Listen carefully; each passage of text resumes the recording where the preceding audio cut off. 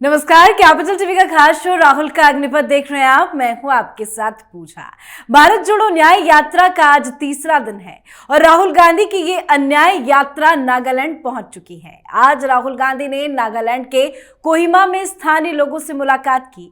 इस दौरान press conference करते हुए कहा कि उनका अयोध्या जाने का कोई विचार नहीं है। 22 जनवरी को वो असम में रहेंगे। साथ ही राम मंदिर प्राण प्रतिष्ठा पर बयान देते हुए कहा कि ये आरएसएस और बीजेपी का राजनीतिक कार्यक्रम है और इसीलिए कांग्रेस ने इस आयोजन में ना जाने का फैसला लिया है। साथ ही राहुल गांधी ने यह भी कहा कि हमारी स्पष्ट राय है कि राम मंदिर जो भी जाना चाहता है वो जा सकता है। कांग्रेस पार्टी का भी कोई शख्स जा सकता है, लेकिन हम 22 जनवरी को जाए ये जरूरी नहीं है। हिंदू धर्म के शीर्ष धर्माचार्यों ने भी इस आयोजन को लेकर सवाल उठाए हैं। बीजेपी ने इस आयोजन को चुनावी रंग दे दिया है। साथ ही राहुल गांधी ने आज सीट शेयरिंग को लेकर भी कहा कि ज्यादातर जगह बंटवारा आसान है, जल्द ही फैसला लिया जाएगा। तो आज राहुल गांधी के अन्याय यात्रा पर ही चर्चा करेंगे। मेरे साथ स्टूडियो में मौजूद हैं कैपिटल टीवी के एग्जीक्यूटिव एडिटर राजीव जी। सर, आपका बहुत बहुत स्वागत है। धन्यवाद। राहुल गांधी अपनी अन्याय यात्रा के आज तीसरे पड़ाव पे है, तीसरा दिन है, नागालैंड पहुंचे हैं। नागालैंड कितना महत्वपूर्ण है कांग्रेस पार्टी के लिए? एक कांग्रेस पार्टी के लिए तो नागालैंड में कुछ रखा ही नहीं है, पूरे नॉर्थ ईस्ट में नहीं रखा है। केवल और केवल नॉर्थ ईस्ट के अंदर वो एक तरह से अराजकता पैदा करने की कोशिश करने गए जी। नागालैंड में कोई समस्या नहीं होगी क्योंकि वहां पर पहले ही 87% क्रिश्चियन हो चुका है। मणिपुर में समस्या थी और वहां पर जो राहुल गांधी के सभाओं में रोड शो के दौरान हुआ, ये नेशनल मीडिया दिखाने की कोशिश तक नहीं कर रही है। क्या हुआ दूसरे दिन की यात्रा में जी। जब ये इम्फाल से निकलकर कुकी वाले क्षेत्रों में पहुंचे, जहां पर कुकी डोमिनेट करता है, वहां पर जब पहुंचे तो पता चल गया कि राहुल गांधी के मणिपुर जाने का एजेंडा क्या था, क्योंकि वहां पर वेलकम राहुल गांधी इन कुकी लैंड लिखा हुआ था। राहुल गांधी के इस यात्रा में नारेबाजी क्या हो रही थी? सेपरेट एडमिनिस्ट्रेशन के लिए नारेबाजी हो रही थी, तोड़ने की राजनीति की जा रही थी मणिपुर को। मतलब मणिपुर से, सरकार से अलग एडमिनिस्ट्रेशन की मांग की जा रही थी और कुकी लोग राहुल गांधी के समर्थन में थे। लेकिन उससे भी बड़ी बात है कि जब राहुल गांधी यात्रा पर निकले हैं, क्या कह रहे हैं? भारत जोड़ो और साथ में न्याय यात्रा। भारत भी जोड़ना है और न्याय भी करना है। तो राहुल गांधी जब भारत जोड़ने के लिए निकले हैं तो मणिपुर को कांग्रेस तोड़ क्यों रही है? क्योंकि जब राहुल गांधी इम्फाल से चलकर कोंगपोक्की में पहुंचे तो वहां पर कुकियों का बाहुल्य है। तो राहुल गांधी ने अपने लोगों को, यानी कि दो महत्वपूर्ण लीडर जो कांग्रेस के वहां पर हैं, एक जहां थौबल से इन्होंने यात्रा शुरू की, वो कंस्टिट्यूएंसी इकरम ओबेबी सिंह का है। तो इकरम ओबेबी सिंह कौन है? ये पूर्व सीएम हैं, कांग्रेस के नेता हैं, अभी नेता प्रतिपक्ष है, वो भी मैतेई है। उसके बाद मेघचंद्र सिंह जो कांग्रेस के मणिपुर के प्रेसिडेंट हैं। ये दोनों मैतेई हैं और मैतेई के बात करते भी हैं। लेकिन वहां पर जब राहुल गांधी कुकी के क्षेत्र में गए तो इन दोनों को इस यात्रा से बाहर कर दिया गया। मतलब मैतेई का कोई लीडर कुकी के क्षेत्र में नहीं जाएगा। अगर हिम्मत थी, जोड़ने निकले थे, तो ये तोड़ क्यों रहे हैं? कुकियों और मैतेइयों के बीच मणिपुर को बांट क्यों रहे हैं? कुकियों ने भरपूर समर्थन किया, इसमें कोई दो राय नहीं है, क्योंकि वहां पर 90% कुकी, जो ट्राइब्स कहते हैं अपने आप को, वो क्रिश्चियन हो चुके हैं। और दूसरी बात, वो आरोप किस पर लगा रहे हैं? आरोप लगा रहे हैं एन बीरेन सिंह के ऊपर, जो कि वहां पर सीएम हैं, भारतीय जनता पार्टी के हैं।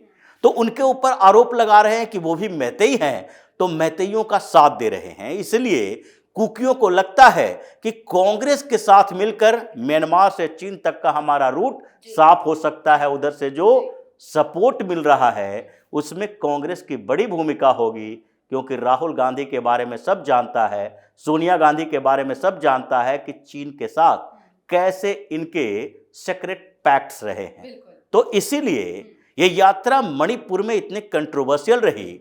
उनके यात्रा के बीच में ही लोग हैं जो देश विरोधी नारे लगा रहे हैं, यानी मणिपुर सरकार के खिलाफ, देश के खिलाफ अलगाववादी उसमें शामिल हैं, देश विरोधी नारे लगाने वाली इस यात्रा पर बैन क्यों नहीं लगाया जाना चाहिए? लेकिन पॉलिटिक्स है, सरकार या फिर भारतीय जनता पार्टी अगर एक छोटे से कदम उठाएगी तो इसका मतलब है कि ये लोग राय का पहाड़ बना देगा। इसलिए इनको चुनाव में ही जवाब देने के लिए कोशिश की जा रही है। बिल्कुल, और तभी तो हम इस राहुल गांधी की न्याय यात्रा को अन्याय यात्रा करार दे रहे हैं। खैर, राहुल गांधी ने राम मंदिर पर भी बयान दिया, वही बयान दिया जो कांग्रेस पार्टी का कहना था कि ये कार्यक्रम बीजेपी और आरएसएस का कार्यक्रम है। राहुल गांधी ने अपना स्टैंड क्लियर कर दिया है कि वो 22 तारीख को अयोध्या बिल्कुल भी नहीं जाएंगे, उस वक्त वो असम में रहेंगे। अगर राहुल गांधी अयोध्या जाना भी चाहे 22 तारीख को तो क्या जाने दिया जाएगा? बिल्कुल नहीं। राहुल गांधी को किसने पूछा अयोध्या जाने के लिए? क्या राहुल गांधी के पास निमंत्रण आया?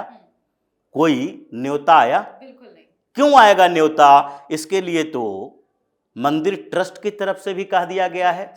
राम मंदिर ट्रस्ट ने कहा कि राहुल गांधी को न्योता देने का कोई सवाल ही नहीं है। कांग्रेस के लिए वो बड़े नेता होंगे, हमारे लिए क्या है? हमारे लिए वो कांग्रेस के केवल सांसद हैं। और हम जो न्योता देने का क्राइटेरिया रखे हैं, पूर्व सीएम हो, किसी नेशनल पार्टी का अध्यक्ष हो, या फिर लोकसभा या राज्यसभा में किसी नेशनल पार्टी का नेता हो, नेता प्रतिपक्ष हो, या राज्यसभा में हो या लोकसभा में हो। इस आधार पर 3 लोगों को जो भेजा गया कांग्रेस के लिए, उसमें पार्लियामेंट्री पार्टी के अध्यक्ष के तौर पर, चेयरपर्सन के तौर पर सोनिया गांधी का नाम आया, संसदीय दल की नेता है वो। उसके बाद मल्लिकार्जुन खड़गे राष्ट्रीय अध्यक्ष भी हैं, राज्यसभा में नेता भी हैं, और फिर अधीर रंजन चौधरी वो नेता प्रतिपक्ष हैं। प्रतिपक्ष की मान्यता तो नहीं मिली, लेकिन सबसे बड़ी अपोजिशन पार्टी है, इसलिए उसके नेता होने के कारण उनको दी गई। राहुल गांधी को क्यों दी जाएगी?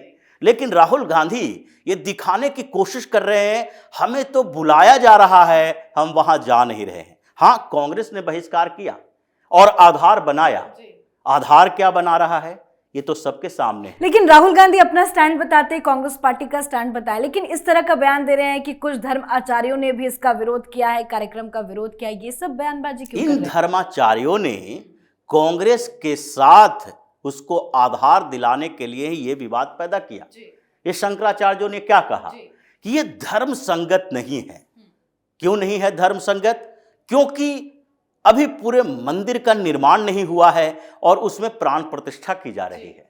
पता नहीं ये कौन से धार्मिक ग्रंथ हिंदुओं के पढ़ते हैं जिसमें ये बात लिखी हुई है कि अगर किसी मंदिर का पूर्ण निर्माण न हो तो वहां प्राण प्रतिष्ठा नहीं हो सकती है।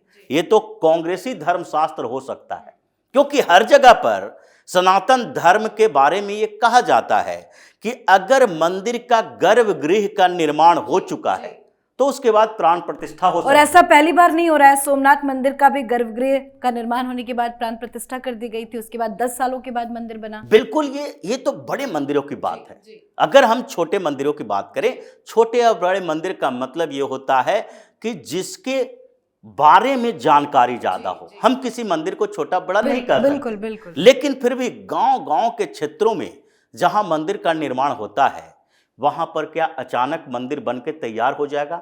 10-10 साल लग जाता है एक मंदिर को बनाने में, क्योंकि हिंदुस्तान में भी मंदिर बनाने के लिए चंदा इकट्ठा करना आसान नहीं है। हिंदुस्तान के अंदर अगर हिंदू बाहुल्य देश है, फिर भी यहां मस्जिद बनाने के लिए चंदा मिलना आसान है, क्योंकि यहां पर मस्जिद बनाने के लिए पैसा कहां से आता है? सीधे सऊदी अरब से। अरब का पेट्रो डॉलर आता है, जो पेट्रोलियम से डॉलर पैदा करते हैं, वही डॉलर यहां मस्जिदों को बनाने के लिए देते हैं। इसलिए देखने को मिलेगा कि बहुत पिछड़े जगह पर, जो मोहल्ले में एक रूम एक कमरा रहने के लिए किसी मुस्लिम के पास नहीं है ढंग से, लेकिन वहां पर मस्जिद के लिए अचानक से पैसा आ गया। कहां से आया? उन लोगों की तो औकात नहीं है चंदा देने की जो उस मोहल्ले में रह रहे हैं। दिल्ली के सीलमपुर में रहने वाले लोग मंदिर के लिए पैसा कहां से देंगे? उनको तो अपने 1.5 कमरों में 15 परिवार को रहना है, 15 लोगों के परिवार को।